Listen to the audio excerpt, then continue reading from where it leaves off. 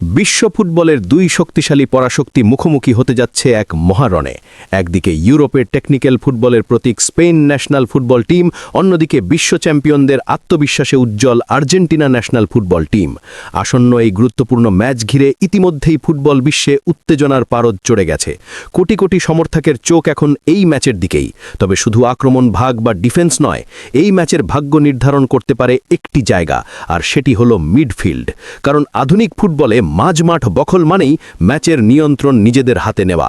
তাই স্বাভাবিকভাবেই প্রশ্ন উঠছে, স্পেনের বিপক্ষে আর্জেন্টিনার মিডফিল্ডে কারা থাকবেন, কে তৈরি করবেন আক্রমণের পথ, আর কে ভেঙে দেবেন প্রতিপক্ষের পরিকল্পনা? এই প্রশ্নই এখন ফুটবল ভক্তদের আলোচনার কেন্দ্রবিন্দু। আর্জেন্টিনার কোচ লিওনেল স্ক্যালোনি ইতিমধ্যেই এই বড় ম্যাচকে সামনে রেখে একটি কৌশলী পরিকল্পনা সাজিয়েছেন। তার পরিকল্পনায় রয়েছে অভিজ্ঞতা ও তরুণ প্রতিভার দুর্দান্ত সমন্বয়। সাম্প্রতিক সময়ে আর্জেন্টিনা দলকে নতুন উচ্চতায় নিয়ে যাওয়ার এই কোচ জানেন, স্পেনের মতো শক্তিশালী প্রতিপক্ষের বিরুদ্ধে জিততে হলে মাঝমাঠে আধিপত্য বিস্তার করতেই হবে। আর তাই তিনি এমন কিছু খেলোয়াড়কে প্রস্তুত রাখছেন যারা একদিকে বলের নিয়ন্ত্রণ ধরে রাখতে পারবে, অন্যদিকে দ্রুত আক্রমণও গড়ে তুলতে সক্ষম হবে। এই পরিকল্পনার অন্যতম আলোচিত নাম তরুণ প্রতিভা নিকো পাজ। অনেকের মতে এই বড় ম্যাচেই হয়তো দেখা যেতে পারে তার বড় সুযোগ। পাসিংয়ের নিখুঁততা, মাঠে খেলার বুদ্ধি এবং আক্রমণ ভাগে সৃজনশীলতা সব মিলিয়ে তিনি হতে পারেন আর্জেন্টিনার মিডফিল্ডে নতুন চমক। তরুণ হলেও তার খেলার ধরন অনেক পরিণত, আর সেই কারণেই তাকে নিয়ে বেশ আশাবাদী আর্জেন্টাইন সমর্থকরা। যদি তিনি মাঠে নামার সুযোগ পান, তাহলে আক্রমণ ভাগে নতুন মাত্রা যোগ হওয়ার সম্ভাবনা রয়েছে। আরেক তরুণ ফুটবলার যাকে নিয়ে আলোচনা চলছে, তিনি হলেন ফ্র্যাঙ্কো মাস্তান্তুয়ানো। তার গতি, ড্রিবলিং এবং বল নিয়ে এগিয়ে যাওয়ার ক্ষমতা স্পেনের ডিফেন্সের জন্য বড় চ্যালেঞ্জ হয়ে উঠতে পারে। বিশেষ করে কাউন্টার অ্যাটাকের সময় তার উপস্থিতি আর্জেন্টিনাকে দ্রুত এগিয়ে যেতে সাহায্য করতে পারে। তরুণ এই ফুটবলার ইতিমধ্যেই নিজের প্রতিভার ঝলক দেখিয়েছেন, আর বড় ম্যাচের সুযোগ পেলে তিনি যে নিজেকে প্রমাণ করতে চাইবেন সেটা বলাই যায়। আক্রমণাত্মক মিডফিল্ডের আরেক গুরুত্বপূর্ণ নাম তিয়াগো আলমাদা।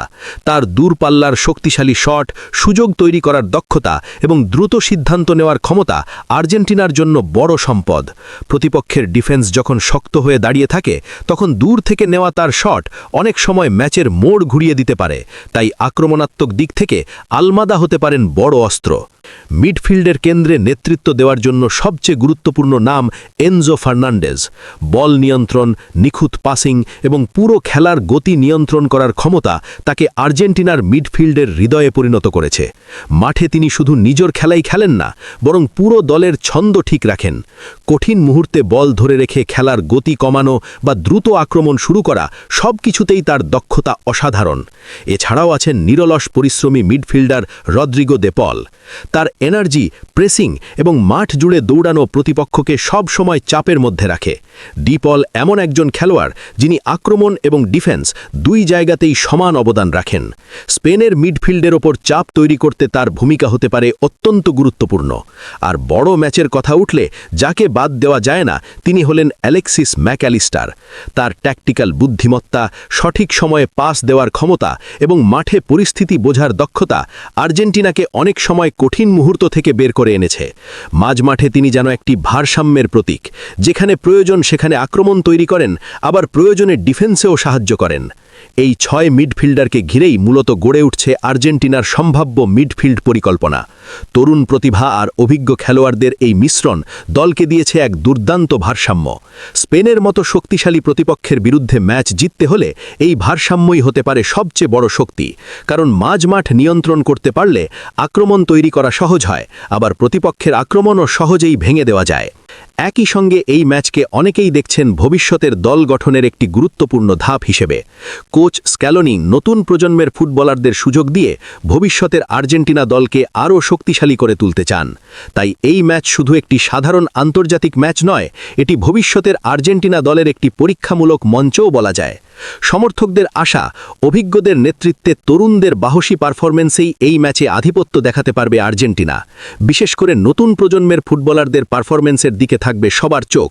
তারা যদি নিজেদের সেরাটা দিতে পারে, তাহলে মাঝমাঠের এই লড়াইয়ে স্পেনকে কঠিন চ্যালেঞ্জের মুখে পড়তে হবে।